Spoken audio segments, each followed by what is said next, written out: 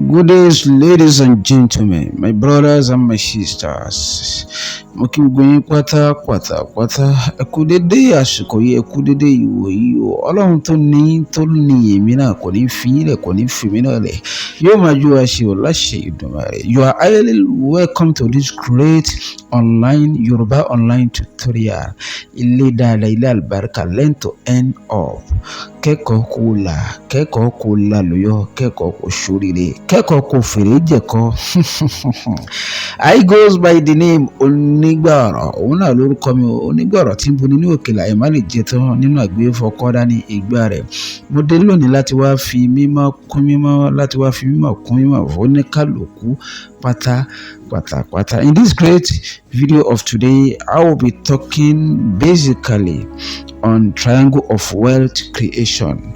Ọ̀rọ̀ mi lónìí òun náà ni nípa àkàbà owó, àkàbà òwò, àkàbà ọlá. Àwọn pẹ̀tẹ́ẹ̀sì tá a gùn tọ́mọ èèyàn ó fi padà wá rí towó ṣe, tọ́mọ èèyàn ó fi padà wá rí towó rólò. Ìrìn àjò tẹ́dà ó rìn ẹ̀rí tí ó fi padà rìnà kóore owó, rìnà kóore ọlá. Ẹ̀rí oko tọ́mọ èèyàn ó ṣá tí ó fi padà wá kọ̀bí owó, tí ó fi padà wá kọ̀bí òwò, tí ó fi padà wá kọ̀bí ọlá tòun tọ́lá tí ó padà wá rí lọ́la. Tá a bá ń sọ̀rọ̀ owó, tá a bá ń sọ̀rọ̀ ọlá, a rí pé àwọn mẹ́tẹ̀ẹ̀ta yìí owó náà ló sí wọn jọ. Kò sí ohun tá a fi pe orí wọn, kò sí ohun tá a fẹ́ fi dégolé wọn, kò sí ohun tá a fi mọ̀, kò sáwọn tá a dà sínú òtò tá a fi ṣe kíni, tá a fi rí gbogbo wọn kó pátápátá. Owó náà ni. Then àkàbà ọlá tí mò ń sọ, tí mò ń koríkè yìí, ẹ̀rí kò ń ṣe mẹ́rin, kì í ṣe márùn, kì í ṣe mẹ́fà, kò ní ju mélòó lọ, kò ní ju mẹ́ta náà lọ. Mẹ́ta ni o. Ẹ̀gbọ́ bọ́mọ yẹn bá fẹ́ rí ṣe, bọ́mọ yẹn bá fẹ́ rí jẹ, bọ́mọ yẹn bá fẹ́ rí mu, bọ́mọ yẹn bá fẹ́ rí ná lílò bákan náà, tí ò sì fẹ́ kó lópin, tó fẹ́ kí owó àtọlá ọ̀hún ẹ̀rí kó ṣe kíni, kó mọ́wọ́. Ẹ̀rí ìpele mẹ́ta ló gbọ́dọ̀ gùn, nǹkan mẹ́ta ló ní láti ṣe, assignment mẹ́ta ló ní láti fúnra rẹ̀, iṣẹ́ mẹ́ta ló ní láti gbajúmọ̀, ìrìn àjò mẹ́ta ló ní láti rìn. Ẹ̀gbọ́ I do call them 3M's. Ẹ̀gbọ́ kí ni àwọn ìrìn àjò mẹ́tẹ̀ẹ̀ta ọ̀hún? How to make money, how to manage money, and how to multiply money. Making money, managing money, and multiplying money. I call them the 3M's of money. Mo máa ń pè wọ́n ní M mẹ́ta. Àkọ́kọ́ making money. How to make money. Báwo la ṣe ń ṣe kíni, báwo la ṣe ń rí owó. Ẹlẹ́kejì, lẹ́yìn ìgbà tá a bá wá rí owó ọ̀hún tán tó dé sí ni lọ́wọ́ báyìí, báwo la ṣe ń manage owó. Ẹlẹ́kẹta, lẹ́yìn ìgbà tá a bá ti wá ṣe kíni, báwo la ṣe ń tọ́jú owó, báwo la ṣe ń de owó mọ́lẹ̀, báwo la ṣe ń lẹ owó mọ́lẹ̀, báwo la ṣe ń sọ fún owó pé ya dóko sí ni o gbọ́dọ̀ kúrò bẹ́ẹ̀ bí mo fi ẹ́ sí ni ó wà. Lẹ́yìn eléyìí, ẹ̀rí ẹlẹ́kẹta bẹ́ẹ̀ wá ní pé owó ọ̀hún gan fúnra ẹ̀, báwo la ṣe padà wá sógun dogójì, báwo lówó ọ̀hún ó ṣe di abiyamọ tí ó wá pọ̀ jàǹtìrẹrẹ, tí ó padà wá pọ̀ owó mi, tí ó bí owó mi. Gbogbo ìwọ tó ń gbọ́ mi lọ́wọ́lọ́wọ́ yìí, for you to come across my video, I congratulate you. Mo kí ẹ kú oríire gidi tààrà torí ó dá mi lójú pé this is going to be your first time láti attend the Yoruba online course, online training, lẹ́yìn tí ó ṣàlàyé báwo la ṣe lè fi ẹ̀rọ ìbánisọ̀rọ̀ wa owó, ẹ̀rọ ìbánisọ̀rọ̀ wa fóònù wa láti lè fi máa ká òbí owó, a lot of money, millions of money. I congratulate you. Ìdí tí mo fi congratulate ẹ náà ni pé ó kú oríire o. I swear up my life, ẹ̀dá kan ò ní ṣe kíni, ẹ̀dá kan ò ní wo fídíò yìí, ẹ̀dá kan ò ní wọnú kíláàsì yìí, wọnú yàrá yìí kó wá máa gbóhùn mi, kó wá padà wá tẹ̀lé gbogbo ohun tí mo fẹ́ là kalẹ̀ pátápátá kó tó rárun owó.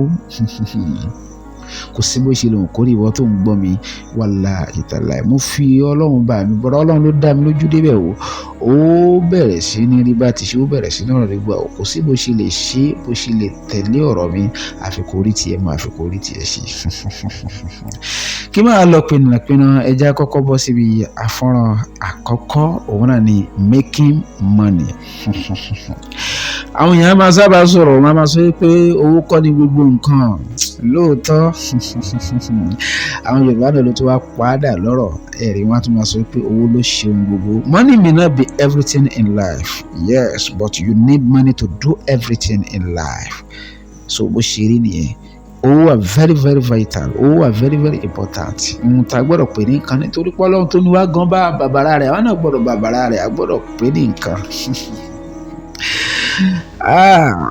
Kí ni ìdí why is it even important to make money? Kí ni ìdí tá a fi gbọ́dọ̀ make owó? Mo ní máa dá gọ̀rọ̀gọ̀rọ̀ kó má lọ lọ́ǹgì jù ní kí ni ìdí tá a gbọ́dọ̀ fi wá owó? Kí ni main reason? Kí ni tó sọ́dọ̀ ọ̀rọ̀ yọ̀ fún wa? Kí ni tó sọ́ di àfikún ṣe lórí àti ṣíkìnà àti ìrìn àjò àti wá owó? Kò sí tó fà ní pé almost everything we do in life is tied around making money. Gbogbo tá a fẹ́ dà, gbogbo tá a fẹ́ dà, gbogbo tá a fẹ́ jẹ, gbogbo tá a fẹ́ jẹ, gbogbo tá a fẹ́ ní, gbogbo tá a fẹ́ sáré ẹ̀ pátápátá nínú ayé o ẹ̀rí ó ní nǹkan ṣe pẹ̀lú kí ni pẹ̀lú owó.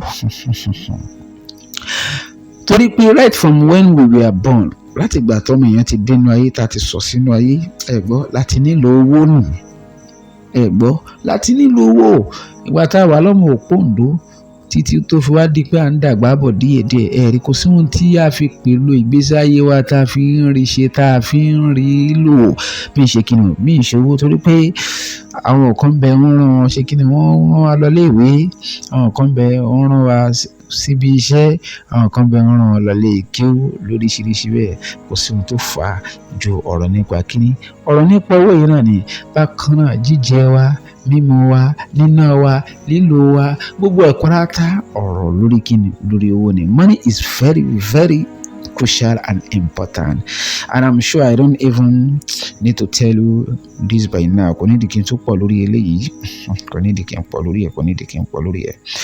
So one of the most important things you need to know one of the most important things you need to make money the reason why you need to make money ẹ máa gbọ́ tá a bá fẹ́ make owó tá a bá fẹ́ rí owó tá a bá fẹ́ ṣiṣẹ́ àti lówó àkọ́kọ́ irinṣẹ́ àbí kí n sọ wípé àkọ́kọ́ assignment tá a ní láti kọ́kọ́ fúnra wa òun náà ni ká lọ wá gbólóhùn kan sínú ayé wa kí ni gbólóhùn náà òun náà ni why kí ni ìdí kí ló fà á why kí ló dé. Well, the first thing is to know why you actually want to make money. O gbọ́dọ̀ kọ́kọ́ mọ̀ kí ni ìdí tó fi ń wá owó kí ló fà á tó fi ń wá owó kí ló dé tó fi ń wá owó torí pé once you are able to know your why finding the how will become very easy. ẹ máa gbọ́ àti why àti how méjèèjì la gbọ́dọ̀ ṣe kí ni méjèèjì la fẹ́ dé gorí àmọ́ lákọ̀ọ́kọ́ láti kọ́kọ́ wá kí ni ìdí tá a fi ń wá owó tá a bá ti wá mọ̀ kí ni ìdí tá a fi ń wá owó ó wá kó ká máa wá kí ni ká máa wá báwo la ṣe wá make it báwo la ṣe wá rí owó ọ̀hún yóò rọrùn. And most people are so focused nínú ayé many people are so focused on the how and they even forgot about the why. Àwọn ọ̀pọ̀lọpọ̀ èèyàn ẹ̀rí ibi tí wọ́n focus lé lórí tí wọ́n dólé orin báwo mo ṣe fẹ́ rí owó báwo mo ṣe fẹ́ pa owó ẹ̀gbọ́n wọ́n gbàgbé pé kí ni ìdí gan táwọn fi ń ṣe kí ni táwọn fi ń wọ owó yẹn. If your why is strong enough you will never take money making if your why is not strong enough you will never take money making seriously. Bó ṣe rí nìyẹn o tí ìdí tá a fi ń wá owó ò bá ṣe kí ni tí ò bá kílẹ̀ dáadáa tí ò bá mẹlẹ̀ dáadáa tí ò bá strong enough ẹ gbọ́ àní take wíwá owó yẹn àní take it seriously. Your why could be sending you to a lot of things. Kí ni ìdí tí mo fi ń wá owó yẹn ẹ gbọ́ yóò wá stress débi àwọn nǹkan tó pọ̀. If you don't have a strong why when challenge comes your way you will even give up easily on making money. Téèyàn bá ti ní kí ni ìdí, téèyàn bá ní why, tí why yẹn strong dára, tí àwọn obstacles, àwọn challenges bá wá, ẹ̀gbọ́ mímí kò ní mìíràn. But if you don't have a strong why, when challenges come your way, you will give up easily on making money. That's just the truth. That's the fact. That's the bitter truth. You need to have a why, because that is what will drive you to make more money. So bó ṣe rí nìyẹn. Ẹ̀gbọ́ bó ṣe rí nìyẹn. No, kí wàá ṣe kíni, kí wàá sọ àwọn ọ̀rọ̀ kan. Kí wàá la àwọn ọ̀rọ̀ náà. Ẹ̀rí ibi mo dùn wọ́n láwà, how to make money. Money is simply a reward for solving problem. Ẹ máa gbọ́.